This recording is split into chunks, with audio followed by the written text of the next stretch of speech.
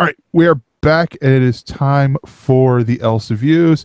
This is the portion of the show where we talk about the movies, TV shows, video games, comic books, music, every other thing that might be on our nerdy little hearts that we want to talk about. So, Chris, do you got something you want to share with us?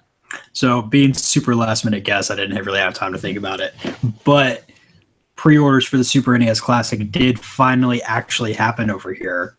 And from what all the crazy Facebook groups were saying, all of it was sold out in anywhere from 10 to 45 seconds. Yes.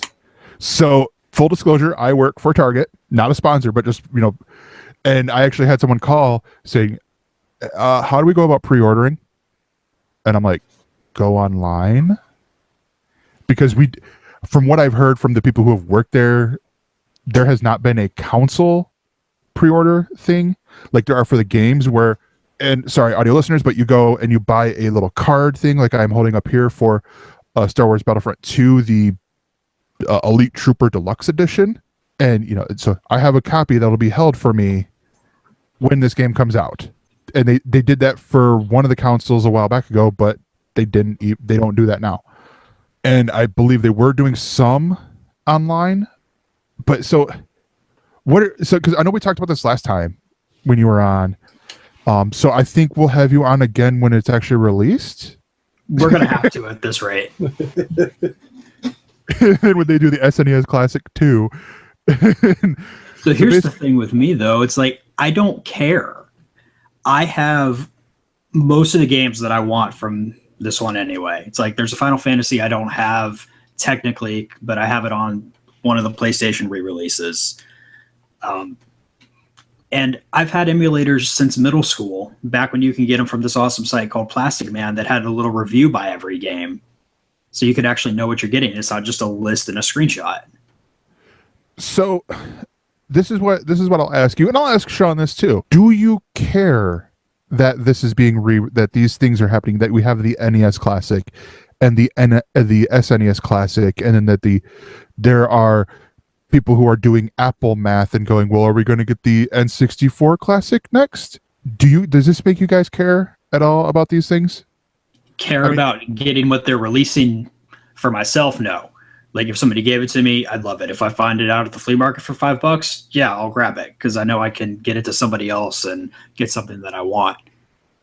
What excites me more about it is that you're going to have people, just like with the NES Classic, that go out and, I've got these games that I'm not really playing that I've been sitting on, and here's a NES Classic or a Super NES Classic or whatever, and I can have this one thing and not have to swap my games out. So then they go sell their games, and I have a chance to buy the real copies. I like that. Sean, what about you? Because you have kids, so, and I'm gonna assume, like, I don't know their exact ages, but I'm going to assume that their first console was probably the N64. Well, no, you got that was released new for a few of your kids at least. No, I think the first one they had was a PlayStation 1. Okay. And then we've pretty much stuck with the PlayStations all throughout, except for one exception. Now, I had the original Nintendo, and I had friends that had the N64 and the Super Nintendo and everything. And I hope I don't offend Chris too badly here, but I am not an old games guy. They hold my attention for about 20 minutes of nostalgia. So buying these preloaded, with all the games and everything, I wouldn't get much use for them other than as a paperweight, because I'd play them for a little bit and then I'd be done, because I don't do those games really, but other than for a little nostalgia. Now, what about your kids on this point? Because PlayStation 1, I believe, came out around the same time as the N64. So you still have, the Super Nintendo and the Nintendo that they didn't really see, cartridges or, any consoles for, unless they went over to, like the uncle's house who had all the games and whatnot. Do you think they have any interest in this, or? No. No, the only I mean, I've got a 20-year-old, I've got an 18-year-old, a 14-year-old, and a 7-year-old.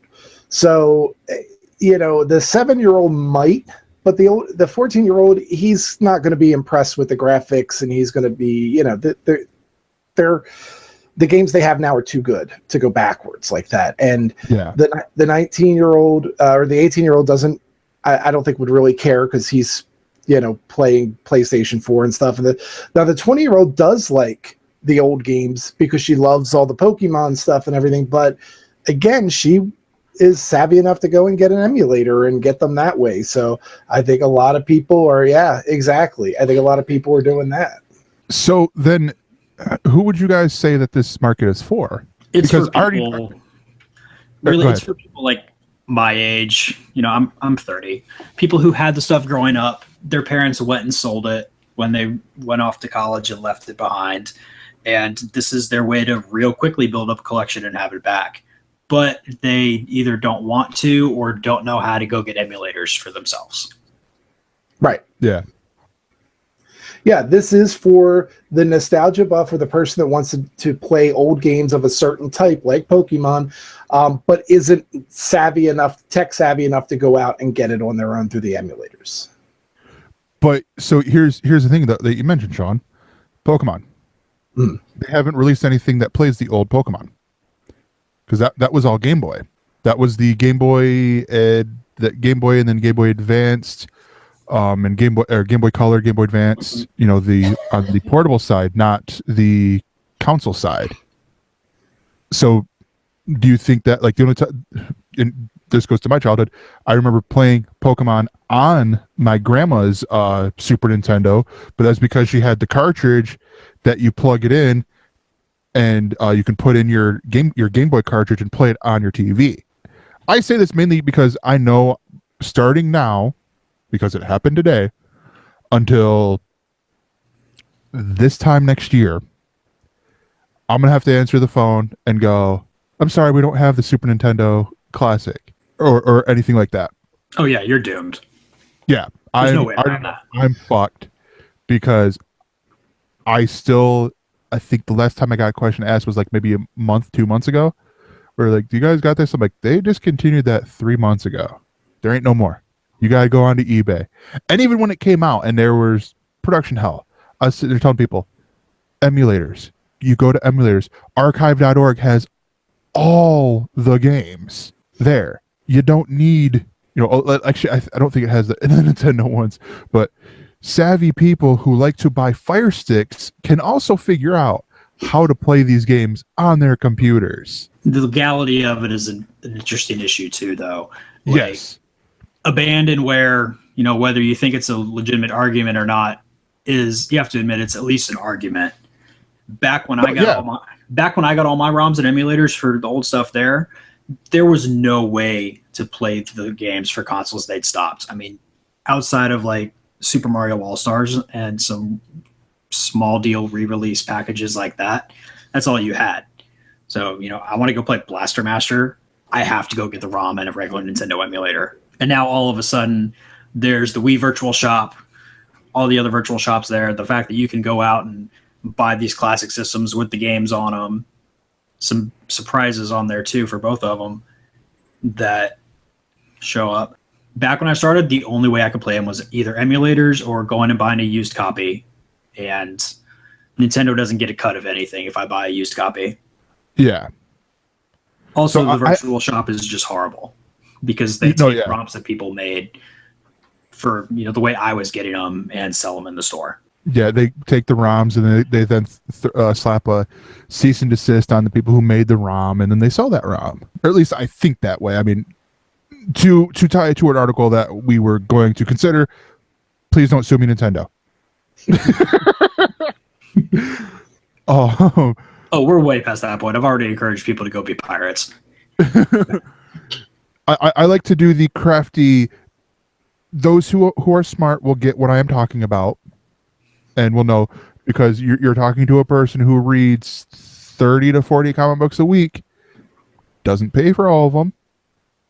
Wink. You know, I don't pay for all the comic books I read. I find other ways. Some of them straddle that line of legality. You have on friends occasion. that share with you. Yes, I have friends that share with me. So yeah, I'm gonna do mine because then we're gonna sort of get into Sean's ElseView. The show I'm gonna talk about is a BBC Netflix co-production called White Gold. It's a TV show set in 1983 in Essex, London. And no, it is not a porn documentary there, Beat. It stars Ed Westwick, who a lot of Americans will know him for Gossip Girl, playing an American. And this show is created by Damon Beasley, who did The In-Betweeners. And so for those of you guys who know The In-Betweeners, it actually stars two of the actors from The In-Betweeners, Joe Thomas and James Buckley. You have this quick dialogue of back and forth of snappy comebacks and cut downs that is really what made The In-Betweeners so popular. I gotta say, I love this show. It is a British show, so there's only 6 episodes because the British TV seasons like to be short. And you're following Ed Westwick's character as he's going through. He is a con artist in here. He's essentially a con artist where he's going around. He plays the character named Vince Swan. He is the head salesman at Cachet Windows, and he is going around trying to make his life the easiest by making the most money. He has a wife who is drop dead gorgeous. He has kids and he has his whole family, yet he's still, he cheats on them. He has a relationship with his son's teacher and all in here, and he comes across as he's unapologetic about it. The whole show is told through him, so you get these, not exactly Zach Morris, but that in that vein of the cut to camera, Frank Underwood style. The stuff is still going, but here I'm going to take a moment and talk to you, the viewer, about what is going on. Moments in here. All in all, this show is really good. I hope it gets a season 2 or a series 2, as they say over in England. And it's one of these things that a lot of people don't like. I had heard about it before through watching British TV shows, forgot about it, and then when I saw it on Netflix, I'm like, oh yeah. This is done by the dude who did The In-Betweeners, and I love The In-Betweeners. Check it out. And then watch this, and I'm like, all right, this is great stuff. So check that out on Netflix, or if you live in the UK, on BBC Two. It is a BBC Two production, so it still might be on iPlayer. If not, it is probably on the British Netflix. So Sean, yes, you've sir. been watching The Defenders. Have you seen all the Defenders, or? I have, yes. I watched the whole thing. My kids and I actually sent messages to each other Friday morning wishing each other a happy Defenders Day. This was a big waiting. We've watched all the series. Truthfully, I've never finished Iron Fist, though I've tried twice. But we enjoyed all the other ones, so we were all really excited for the Defenders. And interestingly enough, I would stop just short of calling this Iron Fist Season 2, only because there's a big Daredevil story in there too. But it definitely seemed like the main 2 characters, Daredevil and Iron Fist, in this got the most story out of it. I mean, it was basically Iron Fist story with a side story for Daredevil and Jessica Jones, and Luke Cage just kind of played supporting roles. They didn't have a whole lot to do on their own. That said, some of my favorite parts are like when, and you might not have gotten to this yet. I know Chris hasn't, so hopefully it's not too spoilery, but there are a couple times when Iron Fist and Luke Cage actually come to blows. And you've got a guy who can harness his chi and, throw this mega punch. And then you've got the guy who is, bulletproof skin and unbreakable. And they basically start beating the shit out of each other. Those were a lot of fun. Sigourney Weaver, I felt, was a little wasted in it. There wasn't enough for her to do.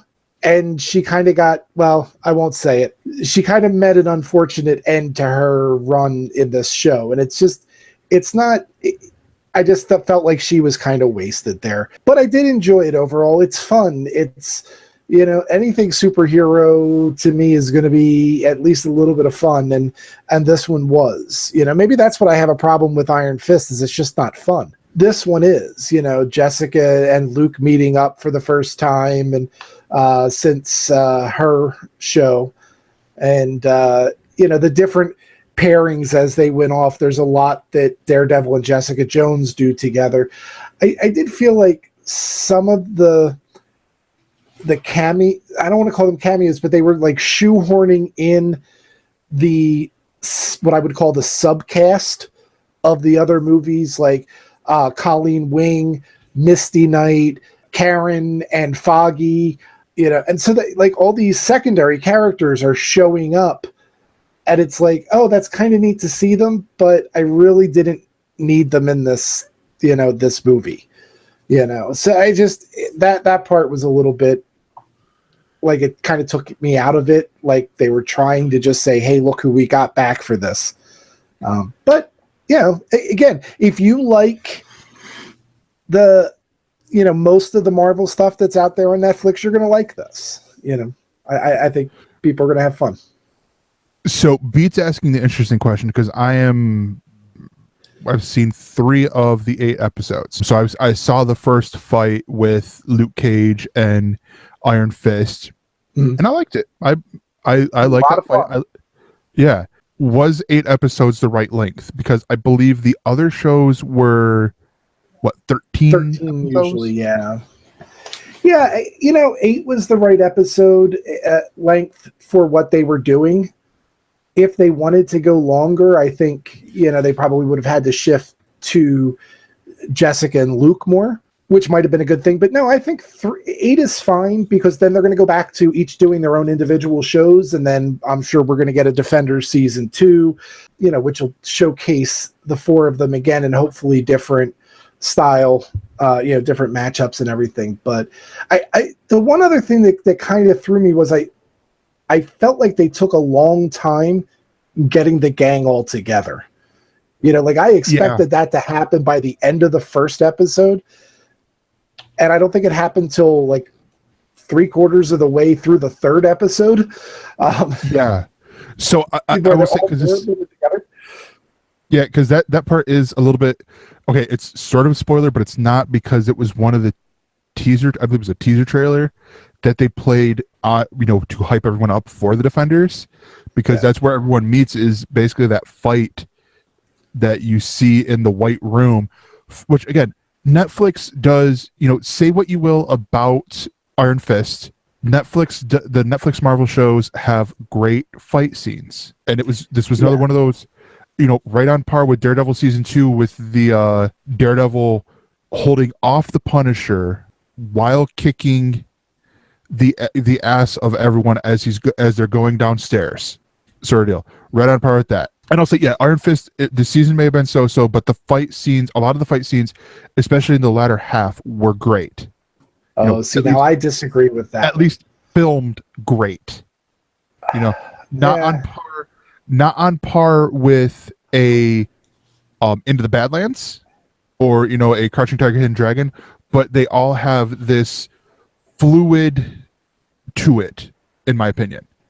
Maybe, and that may just be that you're better at spotting that than I am, because I'm not very well versed in a lot of Asian fighting styles like that would be more fluid. I'm talking strictly on that part with the camera. You don't see the WWE shaky cam following the punches sort of deal. It's all like almost like slow panning, moving, like they're a boat, on an ocean. But it only does that backfire, because you say slow panning motion, and that's funny, because that's exactly how I felt about the fight scenes in Iron Fist. Was almost like they were in slow motion compared to the other ones. There is that with the beginning, especially with the beginning. But I look at it, contrast it with I'm trying to think of a good example. Like, for example, The Walking Dead, where there's going to be more, what you would almost consider more traditional, cuts of the cuts of the camera, to where it's going to be, shorter, like shorter bursts. Like you got Michonne, whooshah, knife chop, sword swing and stuff like that in these shorter bursts, and then they cut the movie together, or the episode together. Where it was more almost like the movie Birdman, where it's these long, one take moments that they're capturing here, as opposed to, all right, cut. Can we get that again? All right, ready, action. Cut. Can we get that again? Sort of deal. Like these. Okay, we threw a punch. All right, reset. Sort of deal. It was always a longer, like a fight scene, closer to a martial arts movie, closer to a Crouching Tiger, Hidden Dragon, or Into the Badlands, or something where they're doing these big martial arts, demonstrations, but just happen to be capturing it on camera. Yeah, I mean, you very well may be right. I just know for me that the fight scenes just weren't as good. Weren't as fun to watch. Yeah. Watching Daredevil fight his way down a hallway, and just some of the other things that they had. I just hate to say, but I'm willing to admit that if that's a fighting style and you're familiar with it, then maybe it is interesting to you, but it's just didn't hit it for me. Yeah, no, fair enough. But I would say definitely that the fighting style in this is more along the Daredevil, Jessica Jones side of things than on the Iron Fist side. Yeah. But yeah, so Chris, I know you haven't seen The Defenders. I watched the first episode today. Okay. So what are your opinions on the first episode? Well, I mean, I have the super confirmation that my favorite character of them is not Iron Fist. We kind of flip around to any of the other three. It's the first episode. I mean, I know, even before hearing y'all talk about it, I know that they're going to spend some time kind of setting everybody up where they are and giving them a reason to come together. The fact that Sigourney Weaver's character scares the Chinese lady is kind of an exciting thing, because she was kind of the ultimate, I'm in charge of everything over here lady before. Yeah. The other thing I will mention is, and because this is one that has been, at least for me, been a throughout all of the movie, or all the shows, is the opening cinematics. I love the opening cinematic. On the music side, it's combining all 4 TV shows theme songs in there in this nice, beautiful orchestral way. And then, hitting on the fact that, with doing like almost like Manhattan, taking these streets and then making, oh, here's Daredevil, and here's Luke Cage, and here's Iron Fist, and here's Jessica Jones. That part, to me, I really enjoyed. So at the very least, they're making, Marvel and Netflix know how to make great opening cinematics. And you can't take that away from Iron Fist, because that opening cinematic was also good. TV show might have been more meh. I agree. All of them have been fantastic. Yeah. Yeah, it's just hard for me to really say too much about it right now, because it's like watching the first third of a movie. Oh yeah, that's the thing. Like, partially the reason why I've only seen the first 3 is, one, I forgot that it premiered Friday. 2, I wanted to get through White Gold, and also I still have yet to finish season 3 of the Voltron Legendary Defenders. Oh, you really need to get on that.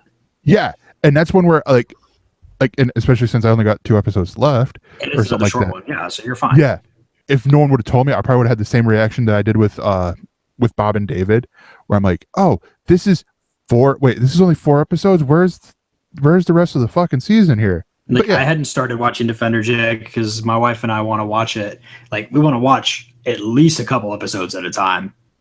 And I just knew I would fall asleep, so we didn't start watching it yet. Yeah. So that is going to be it for the ElseViews, and we will be right back for the Else Words. The galaxy far, far away feels closer now than ever before, and your guides through this galaxy are ready to help. I'm Zach Hagenbusher, one half of the new Jedi Archives podcast with Ben Schultz. Join us every other Tuesday for our experiences with the Star Wars saga, from the core films that we know and love, well, some of them, to the annals of history and the works that shaped Star Wars into what we know it as today. Just jump in wherever you'd like. Download an episode of the new Jedi Archives today. For more on this Galactic Network podcast, go to gncast.com. That's GNCASTS.com.